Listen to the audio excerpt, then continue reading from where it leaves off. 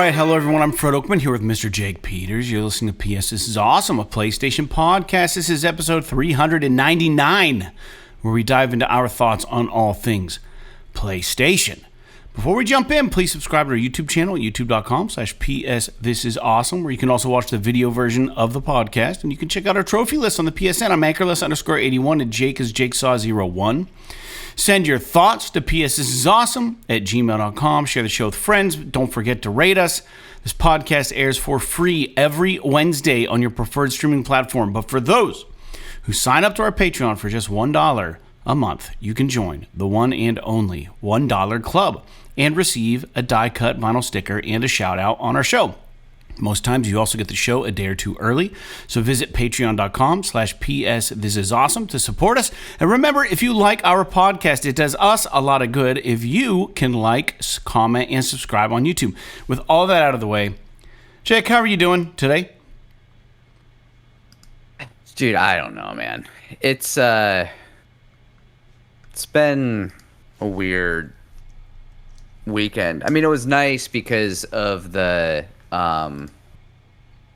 weather was actually nice this weekend. It was like, I don't know, you could argue that it's chilly, but it's normal temperature this time of year. And actually, I think yesterday the weather was relatively warm. It was like almost 60, around 60 yesterday. So It was pretty nice. So just trying to catch, I was doing fucking yard work and shit all weekend, just trying to catch up. But I feel like the leaves are hanging on a lot longer than they normally do this year. Yeah. I don't know. It might just be my imagination, but I feel like by the beginning of November, I basically had everything put away, but I still have a couple of trees, like big trees in my yard that have still at least half their leaves on them. Yeah. And it represents a lot of work still. Not that it's difficult. I mean, I use my mower to kind of mulch up and push around the leaves and stuff, but it's like, I kind of want to just get it all put away, get it all winterized, put away. I don't want to worry about it anymore. I cut the yard over the weekend. Think hopefully that's the last time I have to mow my lawn, considering it's fucking November now. Yeah. But I did that, and I don't know. I've been in just kind of like a really just, I don't know, not to get too deep, but I've been in kind of a rough place mentally the past few days, and I'm not sure why, but maybe it's the weather, maybe it's the change of the time, the clock, and the darkness and everything just starting early or whatever, but it's been difficult. So yesterday I was kind of lamenting to Sarah about this a little bit. Yesterday I tried, because I felt like shit, and it's just, anxious, and I'm not used to having like anxiety and stuff like that. But the last couple years, it feels like, I mean, might have even been since COVID. I don't know. Maybe that's kind of introduced it, or maybe it's life, or maybe it's my, getting closer to 40 and stuff like this. I have no idea. Maybe it's an existential thing. But right. So yesterday I was like, I'm going to just get some headphones, go upstairs, lay down, and I'm going to try to do like some kind of like guided meditation. Because I've done it before. I don't know if you've ever tried it, but I've done it before. And like when I bought my first Fitbit, you get like a free subscription to Fitbit Pro or whatever. Mm-hmm. And on Fitbit Pro, they have like guided meditation, yoga, workout classes, all kinds of shit. And I did one of the guided meditations on there, and it was like, I don't know, 10 minutes long. And this dude just kind of like talks you through sort of like,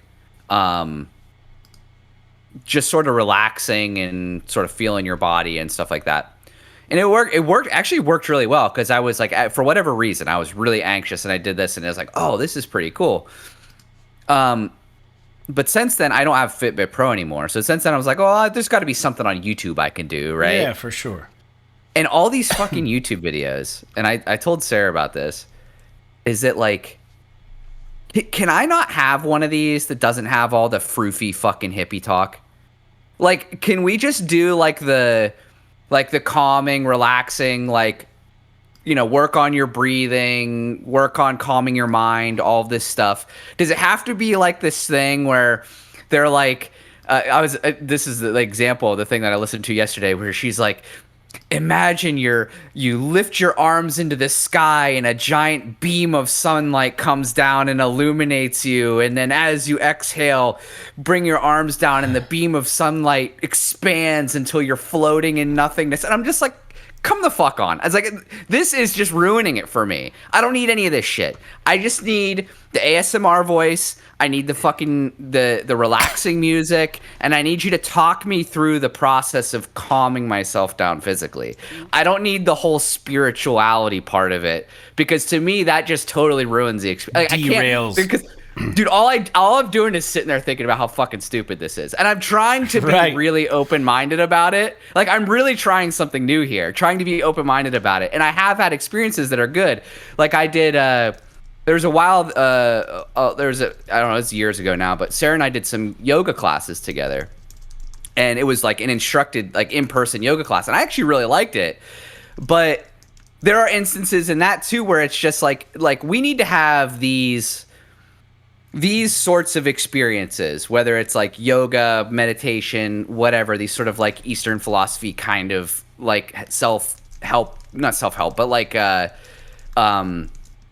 don't know, you would say enlightenment adjacent kind of things. Yeah. And like, just like present them in a much more clinical way, to where it's, because I think that someone can like calm you down and talk you down without being like, hey, you're fucking floating on the clouds, and imagine there's like an elephant flying through the sky and he freaking injects you full of heroin. I don't fucking know.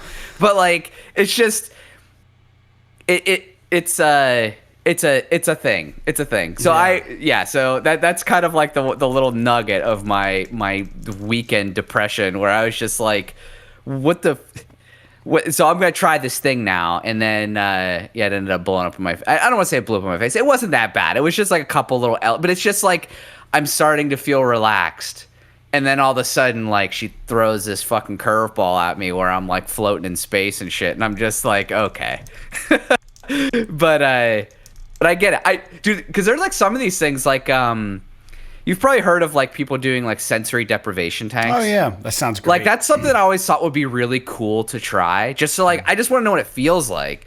And but like some people, it's really uncomfortable for them. And I don't know if I would be that type of person. Like, would I freak out in there, or would I be like really into it? But I don't know. It's like, that's not something I'm gonna pay to do or whatever. But anyway, I don't know. That was kind of a tangent. But yeah, that was fair, man. That was my weekend, I guess. I don't know. How about you? Stressed out? Yeah, nah, things are fine, man. We played. One of my land had a concert. We played at the library in Oil City. Oh yeah, how'd that go? It was good, man. It was real good. Thanks. It was packed. Exactly what we wanted. It's like the most that we ever get played for playing any shows. It seems like when we do these charities, it's like, isn't the money supposed to go to like something else? We got paid a decent amount of money for showing up and doing it, and I appreciated that. And it's I guess the library out there is a really contentious scenario at this point, and I had no idea. And I guess I'll just fill everybody in on it. So we played out there 2 years ago, and I think I talked about that briefly on last week's podcast. And the thing that was interesting to me was that they had us back. We're like, great, cool. And they were like, oh, it's going to look a little different up there. We went upstairs, because upstairs, and they have this really nice space, or at least I remembered it being a really nice space, but the plaster was peeling off, and like the floor was all gummed up, and not gummy, but like it was just gross, and it smelled like old up there. You know what I mean? The show we played there 2 years ago. And then they're like, yeah, this is we're renovating. We're trying to do this great thing, yada, yada, yada. Well, we get up there, and I go up there, and, when someone says, oh, we've renovated, you kind of expect it to be kind of like a little better. But this place, it was so much nicer. Like, the floor was completely redone, re-lacquered, brand new lighting. It looked like a brand new heat stuff in there. The stage was remade. It was beautiful, just absolutely beautiful. And, this, from what I understand, the city didn't didn't fund this renovation project. I don't know if it did. I don't even know. I'm talking out my ass. But the reason why it's contentious is that voting goes on tomorrow. Yeah. And apparently there's an option on the voting out there whether the community wants to allow them to raise taxes for this library or not to. And it's like, then it becomes like a conversation that a lot of people are having. Is like, are libraries even relevant any longer, or are they obsolete? And then when you have a dying town like Oil City, it's like, would anybody really use it? You know what I mean? And it's like, wow, they put all this work and effort into this, and not for lack of trying. A lot of people in that town, there's a new restaurant out there, but it's high end, and it's just like, I don't know who's living out here that can afford to eat at this new place. But that's a little. Anyways, we're seeing this more and more with our small towns, right? It's like the cost of living increases, jobs go to the wayside. Working minimum wage in Pennsylvania, for those who don't know, it's $7.25 an hour. Still, they haven't raised it. If you can look at a map and you can see all the surrounding states, and we're the worst.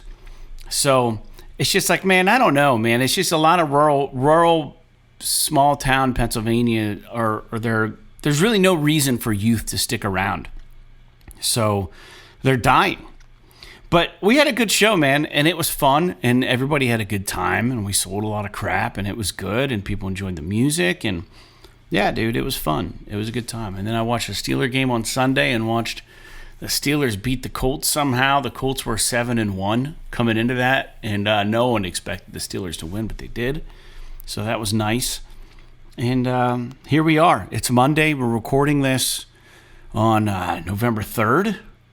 And before you know it, it's going to be fucking Christmas. So there's that. I really don't like Christmas at all. It's just so stressful. I really don't like it. I'm thinking about it already. Yeah. It's just stressful. I don't like it. Christmas is an interesting thing because it's something that every single year I find myself excited about the idea of Christmas. And I have it without fail. I have this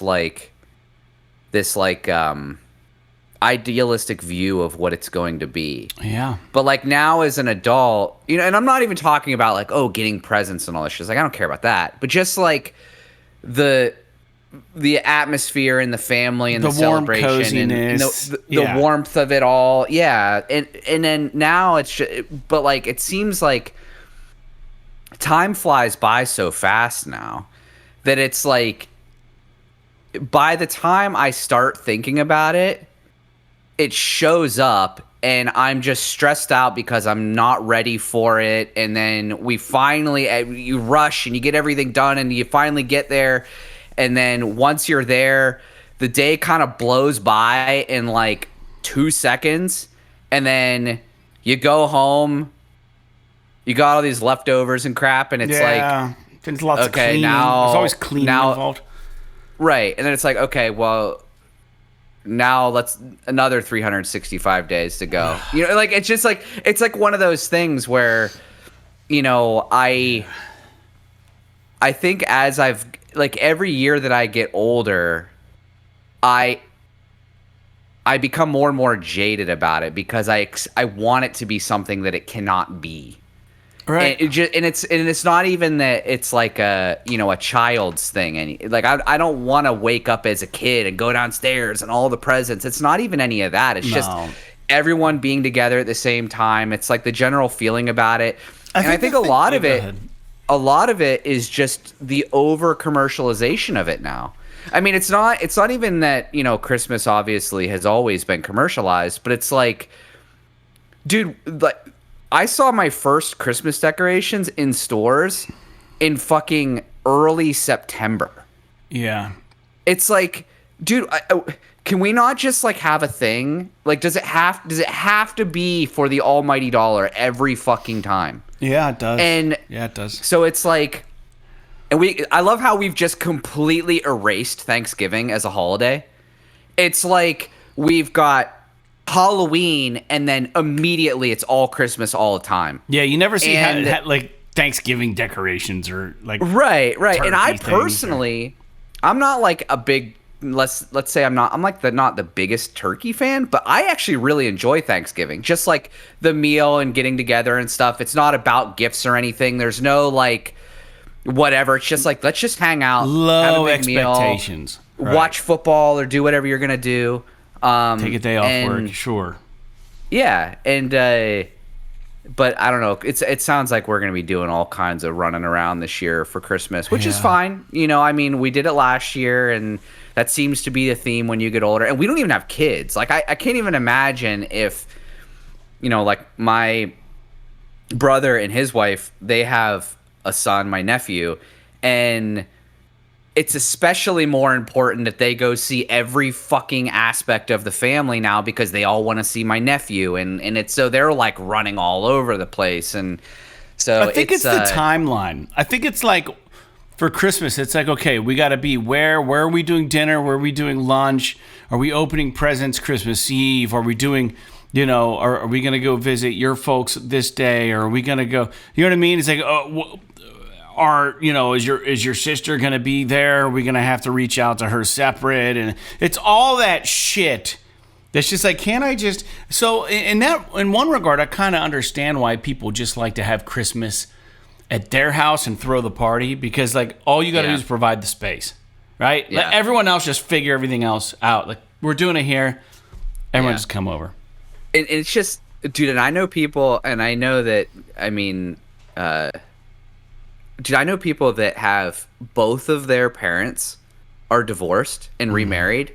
So it's like they've got to do 4 fucking Christmases on one side of the family. Yeah.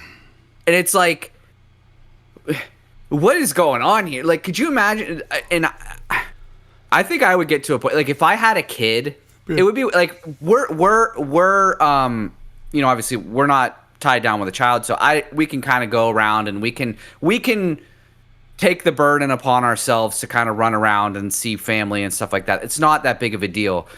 But I feel like if we had a kid and everyone was like, oh, you know, we have to see the kid or whatever, I'd be like, all you motherfuckers can come to my house. Right. If you want to see the kid. Like, we're going to do the thing, one place, maybe 2 places. That's it.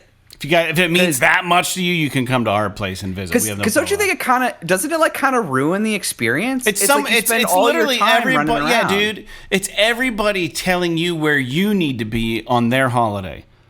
Yeah. Well, I don't know. I'm sure everyone has their opinions about this, and I'm sure there are people out there that have way more. Because like I have cousins, right? When we have Christmas or whatever, it's like they show up, they'll eat dinner. They'll be there for like an hour and a half, and then they leave. And they're like, yeah, we got to go. Now we got to go to so-and-so's house.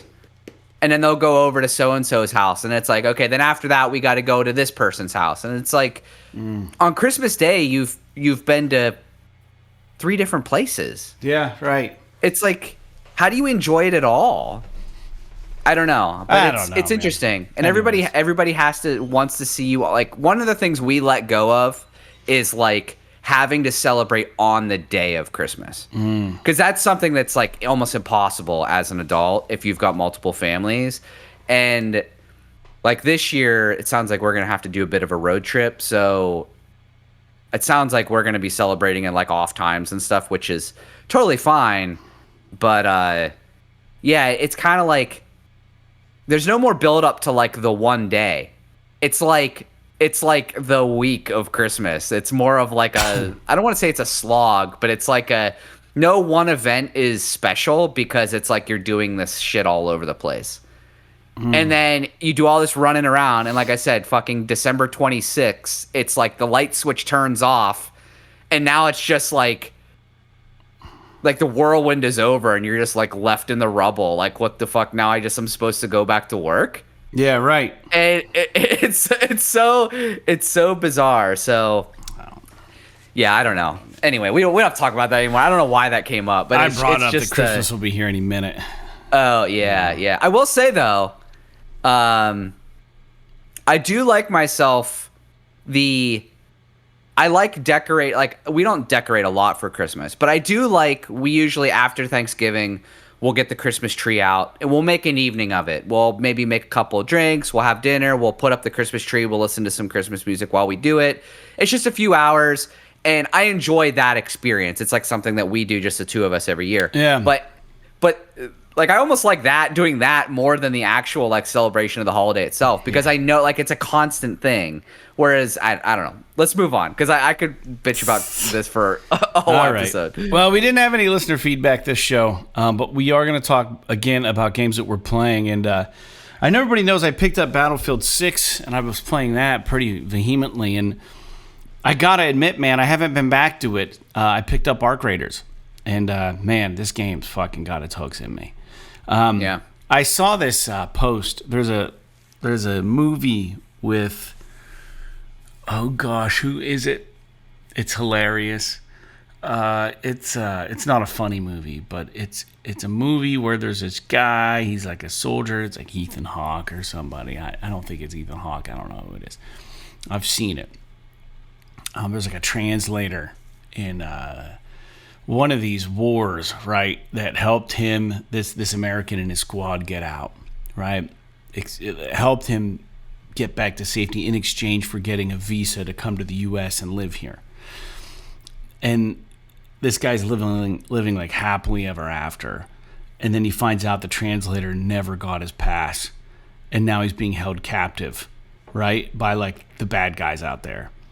And he's telling his wife and his family, I gotta go. And he goes and he tries to talk to like his guy in charge, and he's like, listen, bottom line is, we made him a promise, and we're gonna go get him and extract him and bring him to safety for him and his family, yada yada yada. And the guy's like, his boss is like, no, we're not gonna do it. And then this soldier just goes out of control, right? He just hits like 15.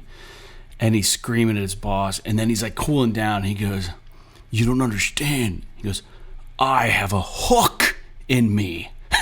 And that's how it feels with Arc Raiders right now with me. I've got a fucking hook in me. This game has done it. I think about it when I'm not playing it. The sound design, again, the cosmetic appearance, the aesthetic, the world, the attention to detail. Embark have really knocked it out of the park, man. And I've not played Tarkov. I've not played a lot. The Hunt, haven't played it. But I did play a lot of Division. And this is scratching that Division itch. And I will say the one thing about Arc Raiders that I've been... There's so much to tackle, Jake, and I wish you were playing it so we could have a full-on conversation about it. But there's actually a built-in AI voice changer for your voice when you're talking online to people. You can choose to use it, you can choose not to use it. And I guess you can use it like if you're kind of shy, you don't like your voice or whatever, you don't really want people to like hear the way you talk. But it does a lot of funny things. And I've been in so Arc Raiders, you can choose to go out solo, or you could choose to squad up, and it just throws you in a squad with two different people, so squads of 3. And I was playing in this squad for a bit, using the voice thing, not thinking that I had a voice. I thought I had a voice changer that was making my voice like real low, like Darth Vader or something. But when I'm playing, everybody's being really friendly to me. I'm like, wow, this is such a great experience. You know what I mean? This is fucking rad. And I needed so it's an extraction shooter. I needed some insulin, it wasn't insulin. What was it? It doesn't even matter. It's antibacterial something for one of the missions. And I was like lamenting to someone how like I've been out on like 4 different trips and I can't fucking find this antiseptic, and I couldn't find it anywhere. He's like, oh dude, I've got some. He's like, hey, I got some in my inventory. The next time we go topside, I'll just bring some with me and drop it on the ground. You can have it. I'm like, dude, that's awesome. So you can make arrangements with other raiders like this. And they've gone to the point now where people are using Discord to hook up with other raiders who have things that they're looking for. And they're like creating their own like marketplace, and they're squatting up and dropping shit and doing trades, which is crazy. But it's cool. But long story short about the voice changing thing, I was playing the next day and I got a request from that same dude, and I get on, and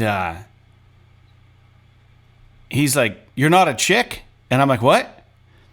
And he was like, "I thought you were a girl." I said, "No, man, I'm a dude." And he goes, "Dude, yesterday you totally sounded like a chick." And I was like, "That's crazy, man. I don't know." And then he goes, "You must have had like your voice changer. It might have been screwed up or something." And I started laughing. I was like, "No, dude, it's totally me." He still played with me, but it's like, so like I'm starting to get meta. Like if I use my voice to sound like a girl, maybe people won't kill me as quickly out in the fucking like PvP arena, which is hilarious. Or you'll be discriminated against. Yeah, one or the other. But I think everybody knows the voice changer thing is a thing, and you can kind of tell, but sometimes you just can't. But it's made for some really, really funny videos. Like I was talking to this guy, and we were gaming, and everybody's generally pretty friendly, man, and people are just down to clown around on there and try to help you run your missions and stuff, and it seems pretty cool. I got a couple complaints. Like sometimes people don't realize how much background noise their mic picks up, right? Strangers, and you can hear like babies crying, and like you can hear, but like you still need to communicate with them, so it's frustrating. You can't be like, I could mute that person, but then I couldn't effectively play that round because it requires some back and forth. There's a nice ping system in the game, but so that's kind of an issue that I have. Or sometimes you get somebody you can tell is just breathing into the mic. Like when they're playing, like this is just disgusting. I don't want to fucking hear this while I play. So I've been doing a lot of solo runs, and I know that people are like, it's very, very difficult to play solo, and it is. But I think if you're just stealthy and smart about it, I really haven't had many issues. Going in, getting some stuff, doing things, leaving. It's very fun. In fact, I've run into a lot of other solo players. And I have my voice thing set up that it's push to talk unless you're in the squad with me. And I'll push to talk because like there's like built-in call outs that you can have your raider do in game, right? And one of them is don't shoot. So you can like just hit R1, flip the wheel up to the top one, and it says don't shoot. And if you're running around and you hear someone go don't shoot, that usually means, not always, that they're like solo and they don't want you to attack them because they don't know if you're solo or not. So as soon as I get one of those, I'll do the push to talk, and I'll be like, "Yo, dude, we're cool. I'm solo." And then like some guy will come running out of the fucking bushes, and then we'll just stand there and look at each other for a bit. And it's just like hilarious. You're like, yeah, we're both in this world together trying not to live. Sometimes you'll squad up with them, and that's kind of cool. It makes for some really, or you'll see someone getting attacked by something, and you can jump in and help them. The community, from what I understand, everything that I've read, my experience is that it's almost taken an opposite approach of a lot of these PvP, VE, or whatever games. In that, I would say like a lot of the player versus player stuff that goes on is almost looked down upon. And you have a lot of raiders who are trying to be like Batman. Like if they see someone getting jacked up by other raiders, they try to interfere and protect one of the groups. You know what I mean? So it's like, it's a really weird environment right now to be in because a lot of people, because the arcs, the enemies, the robots are so difficult that like it behooves you to like mix it up with other people. Like, because when you do that, your chance of actually, the purpose of playing the game is to extract with cool shit and complete your missions. But like if you're attacking people, that brings the robot enemies, and the robot enemies just start killing everybody.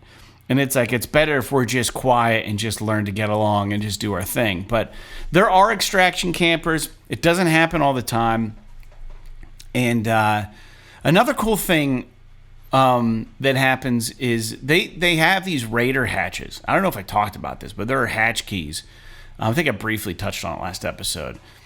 And there are community extract places in each map, and there's multiple of them. The longer you stay in, the fewer they become. So the longer you're in the map, it starts pulling more and more people towards that one extraction by the end of the game. Or if you get in and you get out quick, you're rewarded with the opportunity of extracting multiple different places, all pretty far from one another. But if you have a hatch key, they give you what they call a safe pocket. And you can put this hatch key in your safe pocket, meaning if you die and you don't use it, you keep it. You can take one important thing with you and always keep it. With the exception of weapons. Weapons can't be in your safe pocket because they have to be on your person to use. But the hatch key allows you to get out of the map many different places. You just have to have this key to do it. So the opportunity, I guess the chance of being ransacked by extraction campers at a hatch key site is so slim. So it's really a nice feature they've baked into the game. I can't recommend this game enough if anyone's even remotely interested. There were some server issues yesterday, from what I understand, for the PC gamers. They hit like an all-time peak high on Steam with like 380-some thousand concurrent players or something. It's doing bonkers numbers.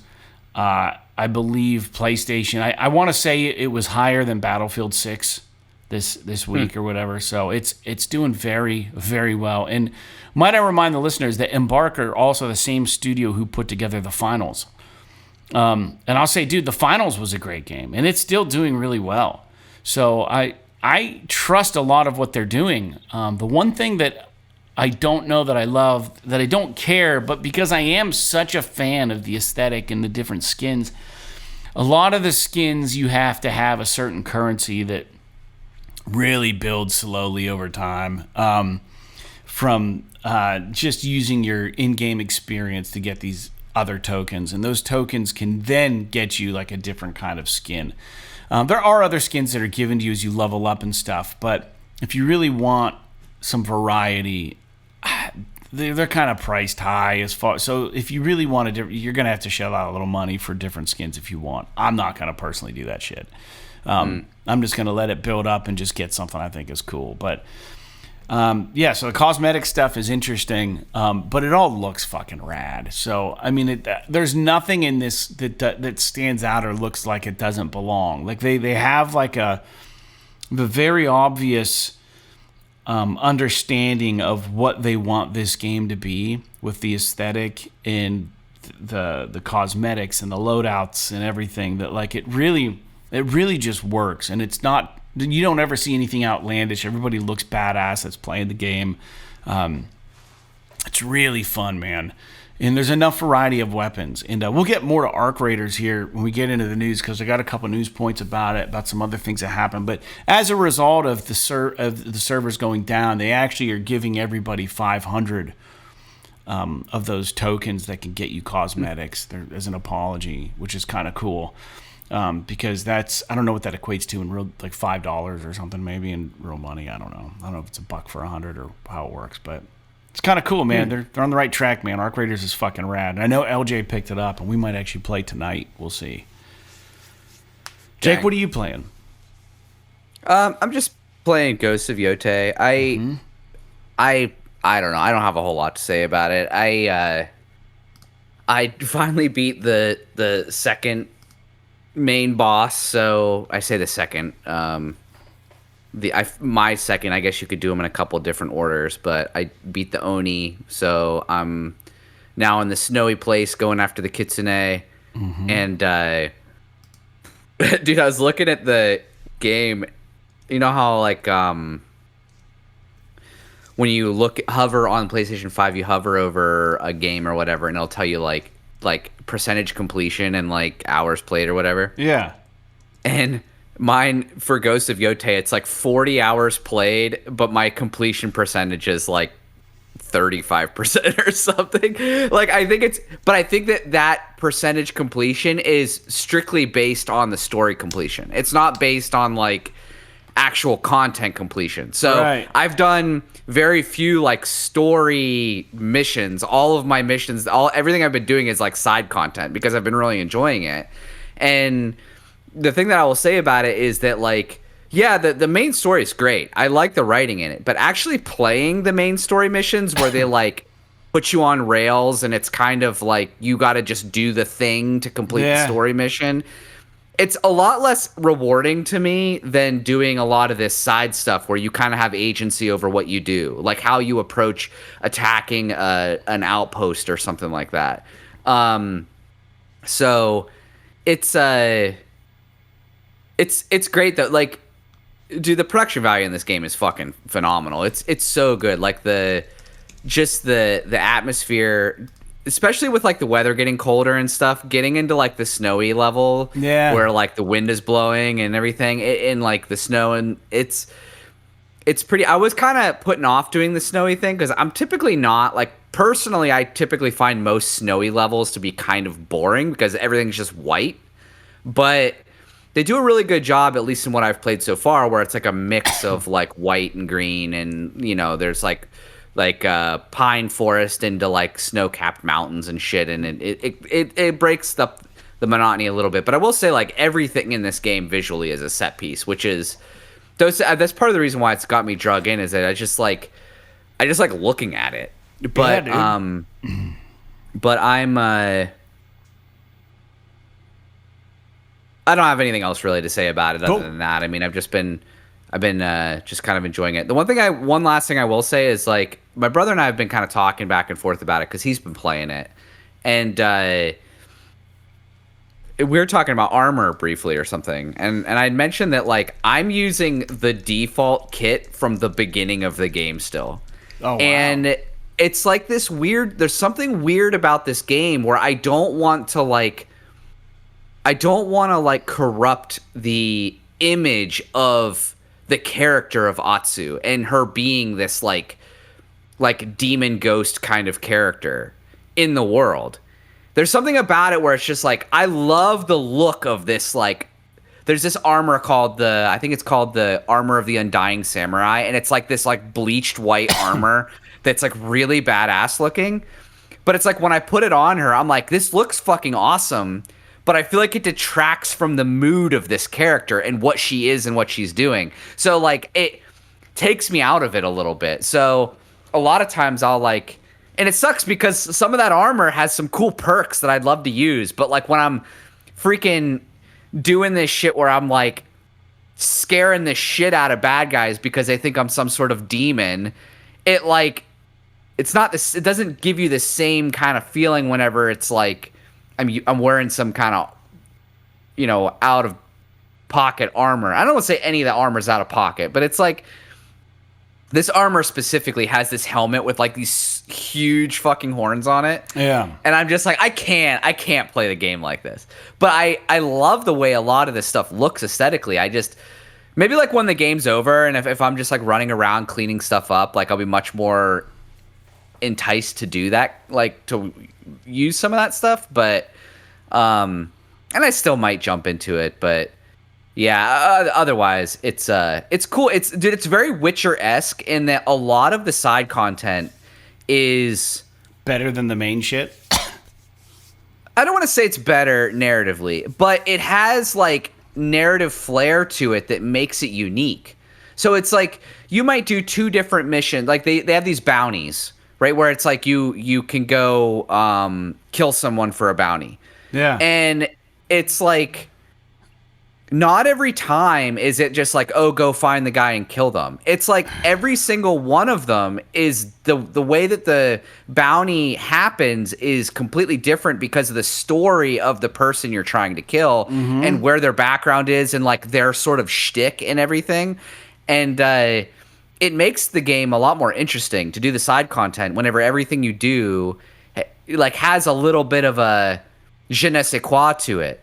And I really like that, and like I said, it's very much like The Witcher in that case. But anywho, we can move on. I just oh, you're good. I'm probably gonna be playing. I did boot up on my Steam Deck. I was playing I did play Richard for a little bit just for fun. Like while I was watching hockey, I just like got on my Steam Deck and like played Richard for a bit. And I started up A Link to the Past. I was playing that a little bit, but yeah, no other major gaming other than there was like some anniversary of Pac-Man or something recently. Oh. And it was like you know how Google has like the Google Doodle on Google's website? They had a Pac-Man thing, and if you clicked on it, they actually had the game of Pac-Man on there you could play on your phone. Oh, that's cool. So I was just playing Pac-Man on my phone for a little bit. And that game is cool, but it's not good for phones. Yeah. I'm just like using your finger to swipe it. Yeah, that's gotta be around. It's not. Yeah. So anyway, crazy. just to call back to what I was saying about that line from that movie. The movie's called The Covenant, and that's Jake Gyllenhaal. That is the actor. It's great. I looked up the quote. He says, "There's a hook in me, one that you cannot see, but it's there. And you think I have a choice? There's no fucking choice. I'm going to get that man and his family out of the position that we put him in. And of that, I have no doubt." It's just like so good, dude. Such a good line in any movie. Like, there is a hook in me. He says it with his conviction. It's called The Covenant. I think it's on Netflix. It's a good movie. It's a really good movie. It's a great movie. Anyways, moving on to news. We're going to talk about some news here. And every episode we talk about some news that came out for the week. And we're going to keep this somewhat brief because I do have a date with LJ tonight. So we have an Arc Raider date. And I don't want to spend too much time working on the podcast this evening. But back to Arc Raiders real quick. Everybody's wondering what Embark was going to be doing with this game. They did release a roadmap. And it's a detailed roadmap for the rest of 2025. And it discussed about some of the new content, season drops, additional modes to kind of keep the momentum they're getting. So they break it down by month. And I mean, the game just released at the end of October, so there's only really so much they can really have planned. But in November, they're going to finally get out another map. I say finally because it's on the game, but you just can't go to it yet. So it's going to be put on the game finally so people can use it. It's called Stella Montis. There's going to be community unlock event. There's going to be 2 new Arc machines, enemy types being introduced. I'm guessing probably on the new map. There's going to be new gameplay items and new quests. That's called Northline. And then in December, they're going to create another map condition, which is Snowfall, which is fitting, which will be fucking rad. That's what's cool about this game. Some of the different map environments, like you get in the map, you just don't know what you're going to run into. They have nighttime versions of the map. They have daytime versions, or sometimes it'll be rainy, sometimes it'll be sunny, sometimes it'll be like there'll be like a soot or something kind of scattering through the air, like as if everything's on fire. It's really, really cool. They're going to be introducing another event in December. There's going to be some sort of expedition departure window. I'm not even sure what that means. There's going to be a new Raider deck, which, if you're familiar with Helldivers, that's the deck will contain all of your possible unlocks, and then also new quests again. And then ongoing new map conditions, new feats and trials, new cosmetics, quality of life updates, and more. So Embark are not going to be letting this game go out of their sights. My only concern is that if they do too much, they could ruin what's special about it. So as long as they understand why the game's good and they don't mess with the core of the game, I think there's going to be some crazy, crazy legs to this game, even through Grand Theft Auto 6. This game is awesome. And I'm not just saying that, like, it's fucking rad. I will say that they have been giving loot back to people, because with all games that are PC gamers find ways to cheat. It's crazy. I don't know how they do it, but there is anti-cheat compensation for Arc Raiders. So following launch reports of loot stealing cheaters and Arc Raiders, Embark Studios introduced a system named Abnormal Match Compensation that automatically refunds stolen items and issues penalties to offenders. So that needs to be in place. I don't know how they're identifying these situations. I don't think you can even report it. I just think that, like, somehow they must get a bloop or a blip whenever something gets violated. Then they can go look at the tape. Also, and so what they return the, like, if you get ganked by someone who's cheating, like, you get your items back. Yeah, is that what they're saying? Everything that's pretty cool. Stolen, you get them back. Yeah. And then lastly, Arc Raiders launches strong despite competition. So this was a news article on Push Square. It said it pulled over 260,000 concurrent Steam players at launch, outperforming expectations and ranking ahead of other big-name shooters, even while the competition from titles like Battlefield 6 remained fierce. So the one thing about this game that's interesting, and it's just so wild. So I read about a story on Reddit. Somebody said that they had posted and said they had gone into this room, and like this Arc Raider stepped out and was like, "Hey, you're in a private area of this map. I need to see what loot you have on you." We need to see what you were able to pick up. And the guy apparently dropped all of his loot, and then the guy stole the loot and then killed the guy and left with it. So I wonder if that's considered cheating, or can you do that? Can you trick other players into like giving, you know what I mean? Would that be considered cheating? He didn't do anything outside of what the game lets you do, so it's not cheating. He did say that he worked for Embark and he was part of the game testing, and like he was like, you found this secret area. Now we're kind of stuck in here together, but I need to see what you were able to pick up. I mean, that just, to me, it's just like, I would never admit that someone did that. I would have just been like, no. Like, I did all this. You can kill me if you want to try and take it, but you want to fight? Yeah, that's so funny to verbally get someone to give you their loot. It's like, no, just give it to me. Like, they just do it. All right, here it all is. It's hilarious. This game's it's off the rails fun, dude. All right, moving forward, the Essential games for November 2025 have been announced. The November PS Plus Essential lineup has been revealed. Stray, PS5, PS4, which I thought was already free game at one point for us. It was an extra. It wasn't an essential game. It wasn't essential. All right, EA Sports WRC 24. And Totally Accurate Battle Simulator on PS5, PS4. Stray is a headline title. I would say the other ones maybe not so coveted. But if you haven't played Stray, it's a cool game, and it would be a fun one to sit down with. I beat Stray. It was good. Yeah, Stray's really good. I mean, especially if, the cat animations in that game are unbelievable. And I mean, they should be. If you ever watch like development videos of that game, they actually have a cat that they put a mocap suit on, and they like did all of the like mocap of this actual kitty cat running around. I mean, to be honest with you, like, it made a difference. That game is like, it is the definitive cat simulator, which I mean, and obviously there's this cool robot that follows you around. I think his name's like B12 or something like that. B2 something. B2, yeah.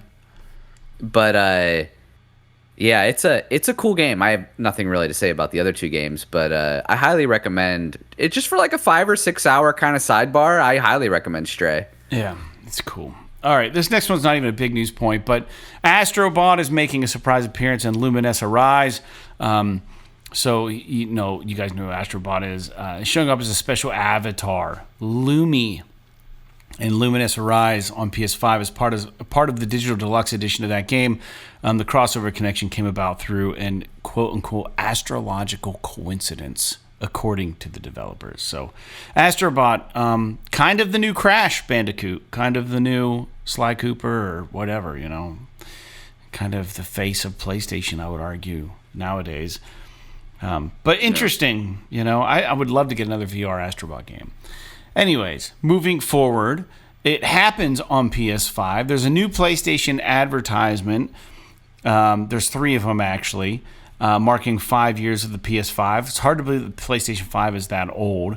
There's 3 global TV advertisements: the greatest stunt jump ever, the unexpected catch, and the everyday problems in extraordinary vehicles. To celebrate 5 years of the PS5 and promote the moments happening on PS5 brand positioning. I watched all 3 of these. They're about a minute apiece. I didn't like any of them. I thought they missed every single one. I just saw the one where it's like the truck on the fucking building, and it's just like, I'm just like, okay. Yeah, the other ones are stupid like that too. It's like, okay. Like, can we like not bring back some fucking like actual marketing that has like character and life, like we had in the, I mean, even in like the PS3 days, there was like proper fucking advertisement that like was exciting and kind of fun and everything, and now it's just like some cinematic horseshit. But I guess it kind of thing. I guess it kind of jives a little bit with like the kind of games that they specialize in now, but it's just like, I don't know. They're very ambiguous right now as a company. Who knows what they're working on? They're releasing these cryptic like advertising, brand recognition things that don't even. You could have had any one of these advertisements exactly as they are, but instead at the end putting like PlayStation or Sony or whatever, put like Coca-Cola, and it would have carried the same amount of significance to me. You know, it wouldn't have mattered. Like I don't understand it. Maybe I'm just old. I don't know. Dude, don't you miss the old like it's gotten to the point now where I miss the old days when ads were just like them talking about the product. Yeah. Like now it's just like every ad has to be some nonsensical fucking, you know, quote unquote funny ad that means nothing. I blame the Super Bowl ads for this. Yeah, and it's like why like none of the like how hard is it to make an advertisement? Every time I watch TV and I see like a commercial, I'm like, bro, I didn't even go to school for this shit, and I could fucking write ads way better than 90% of the shit that's on here. The only thing that's like, yeah, go ahead. Go ahead. No, we might actually be ready to say the same thing. The only ads that do what you're saying, as far as talking about the product, are vehicle ads. That's it. Yeah. The only other thing I was thinking of that would be similar would be maybe like pharmaceutical ads. And there might be like legislation. Yeah, that's like, they're legally supposed to do it that way. You know what I mean? Where it's just like, yeah, this is a fucking drug that helps you stop shitting your pants or whatever. Yeah. And the commercial is about that. Now, sometimes they make it like really stupid where like you're like figuratively, like I saw a commercial the other day about ulcerative colitis where like it's like you've got a weed around your stomach and it's like they figuratively like break the weeds with their hands so that they don't shit themselves anymore or something. Yeah. It's like, okay, like those are kind of like derpy, but it's at least you're like, you know what the ad is about rather than like, it's like do you remember like the old Mountain Dew ads that were just out of fucking pocket? Yeah. And it's like everyone was just like, yeah, let's all do that. Yeah. Yeah, I'm selling fucking Dawn dish soap, but yeah, let's do that. It's just like, come on. I don't know. Weird, I don't know. Man. There's a bit of a digression. I just think about the truck advertisements. It's like this truck rolling on this rocky, like on a cliff. And it's like we've got the Cummins 6.7 liter diesel engine with, 25-inch fucking rims, and this thing's gonna, tow. It's gonna make your dick grow. Yeah, right. 25% in the first day. It's like, yeah, I at least those commercials are, while maybe not entirely honest about everyday use, at least they're like, look, here's a truck doing truck stuff. Do you want to buy it? Right. Yeah, and sometimes like the fancy car ones will be like kind of neat. They'll be like real, like there'll be. Do you remember like the Grey Poupon commercial? That was actually kind of cool. There was always that rich guy. Which one? It was just always like the rich guy in the limousine. He was like, "Did you up and down?" Oh yeah, well, yeah. It's kind of like the Cadbury egg commercials and stuff too, where it's just like, they're just like, yeah, this is a fancy thing. But they stuck to the same theme. But now these companies are just jumping from one crazy ad to another crazy ad to a different kind of crazy ad. Like if your crazy ad features a rabbit hitting a fucking drum with a battery on it, and you just implement that every advertisement, then that's cool. That's your look. Yeah. Or if it's like the old guy with the fucking mustard knife and the Grey Poupon and he's being all professional and like, that's your thing. Have them roll up everywhere. Have them roll up at a concert. Have them roll up at a fucking, family reunion in this nice limousine. And he's like, would you up and down? Let that be the thing. But like these companies now are just like, oh, let's have talking turtles. And it's like, oh, let's shoot one in outer space. It's like, oh, let's do one where we're skydiving and we're eating pizza on the way down. And then we talk about our car insurance. And it's like, what the fuck are we doing? All right. Anyways. Yeah, at least like in the old Sony days, it was like Crash Bandicoot, a Sony character. Like, do you remember the one specifically that I remember is when Crash Bandicoot had the megaphone outside of the Nintendo headquarters? Oh, and yeah, just, yelling and he was like talking through the megaphone. That's cool. It's a Sony character, like in Sony branding, like going after their competitor. Yeah. Like that is something that is on brand in a way that people can kind of jive, like they can sort of connect with. It's like, dude, what the fuck does this commercial mean? You've got a fucking truck floating on top of a skyscraper? Yeah, right. And then Which is the Sony thing. That is what it is. And it just says stuff happens? It's like, what do you mean stuff happens? Yeah. I don't know. Sure. What is this? It's so ambiguous and vague, dude. That's what I'm saying. Like, there's no direction to any of them. There's 3 of them. Go watch them if you want. Anyways, let's move on. Apparently, Persona 5 is still doing very well. So the series now tops 13 million sales. The Persona 5 franchise original title, Royal Edition spin-offs, has now sold over 13 million units globally, marking one of the strongest commercial runs for a modern JRPG on PlayStation. That's cool, man. I've never played one of these games, but that's good news for Persona fans and the franchise.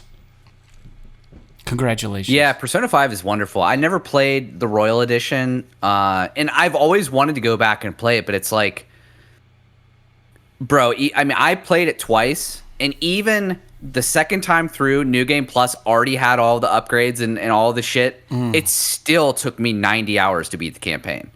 So, and then now you want me to play Royal, where I have to start from scratch because it's a new game, and then you're adding more content on top of that. It's like, yeah, I'm totally interested in doing it. I love Persona 5, but I mean, it's going to probably be years before I get back to it. I mean, probably Persona 6 will come out in that time. And, but yeah, I mean, it's a really great game, and I'm kind of happy for them because it means that more and more people, either it's like, it's one of the two, like the same people are buying the game a bunch of times, and that's why it sold so much. Or it actually is that popular. I mean, it has to be that nobody's buying the game 13 times or whatever.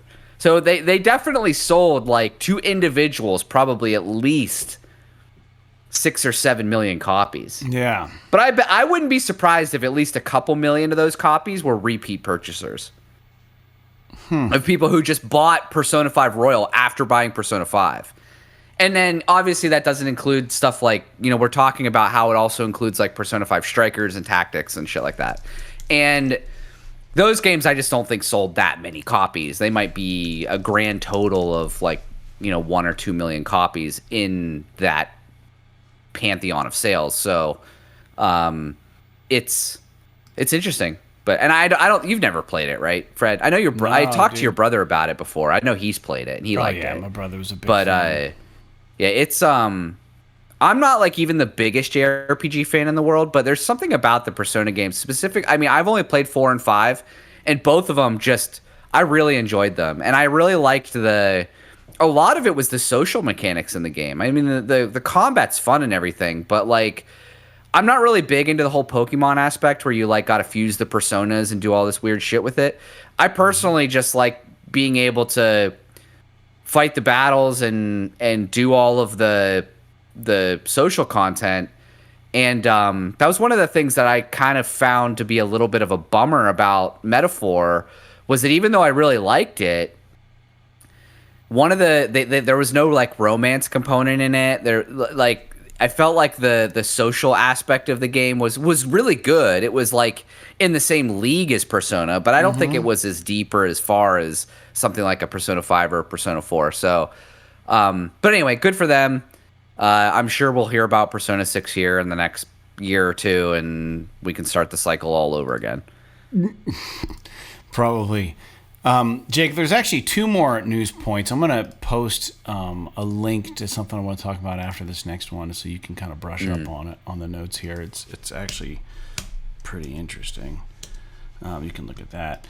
But the next news point is Mortal Kombat Legacy Kollection getting a lot of shit because apparently fighting game fanatics are reporting that there's a crazy amount of input lag on this game, which kind of raises questions about arcade precision on modern hardware.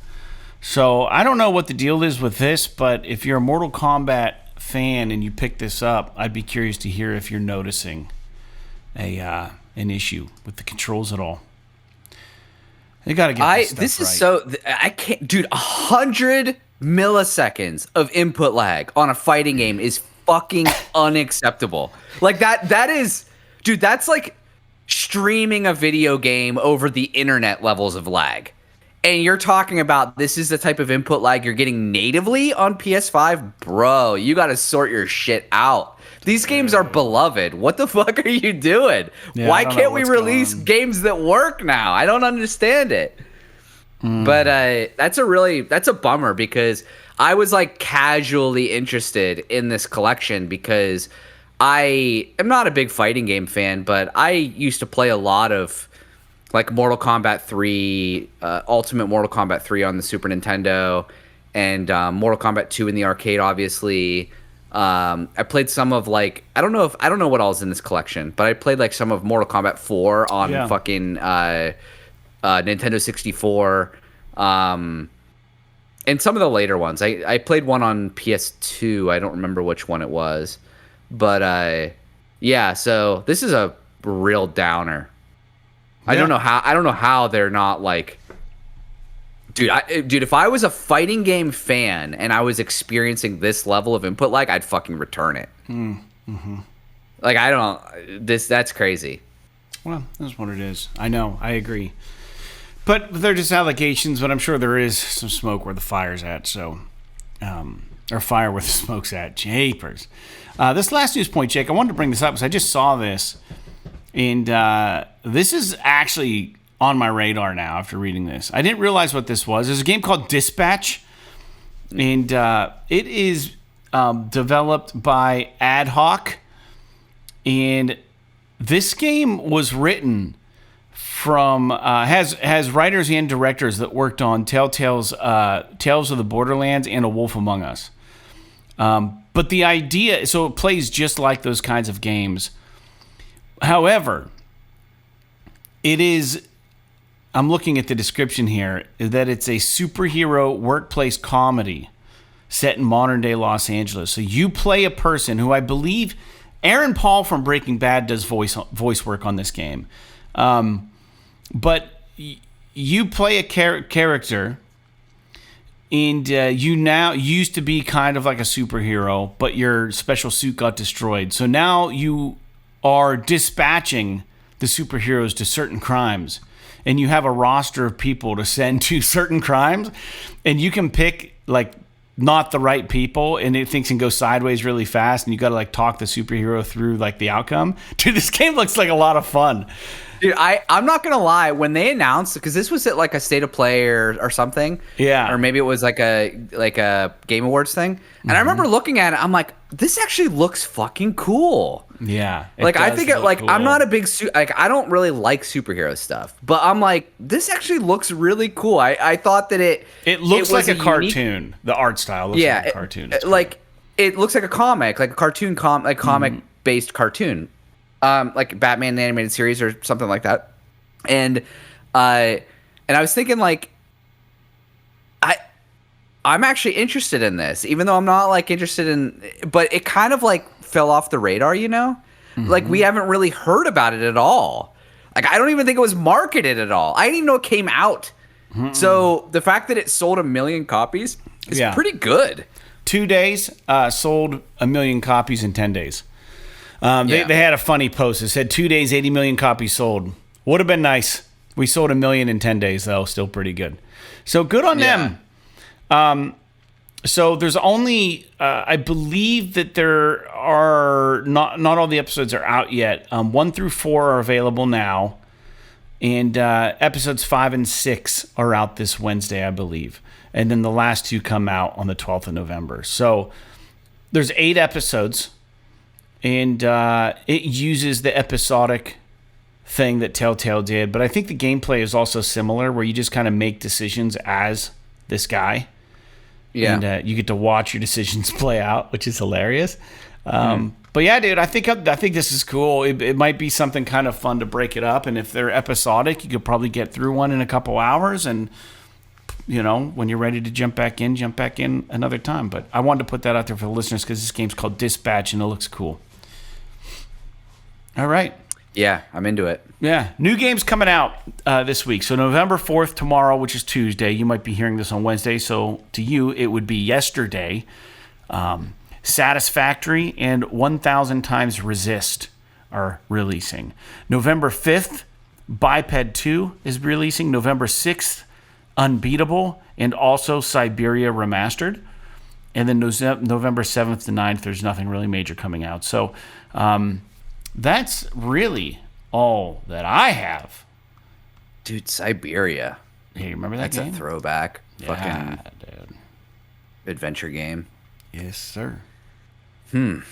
Interesting. And 1,000 X Resist. That's a title there. yeah, what do you think about it? I don't know. Yeah. But I think I'm. To be honest, it's the news is pretty slow going on right now, and I don't know that we're really gonna see a whole lot until. Has Call of Duty come out yet? Call of Duty No. Black Ops No. 17 or whatever the fuck. So I don't know. I mean, is there much coming out other than that the rest of the year of major consequence? Because I was thinking about this, like the news has been kind of just meh recently. Game releases 2025. I don't think there's really much else coming, man. No, let's just see. November on IGN. We've got. Oh my god, I don't want to.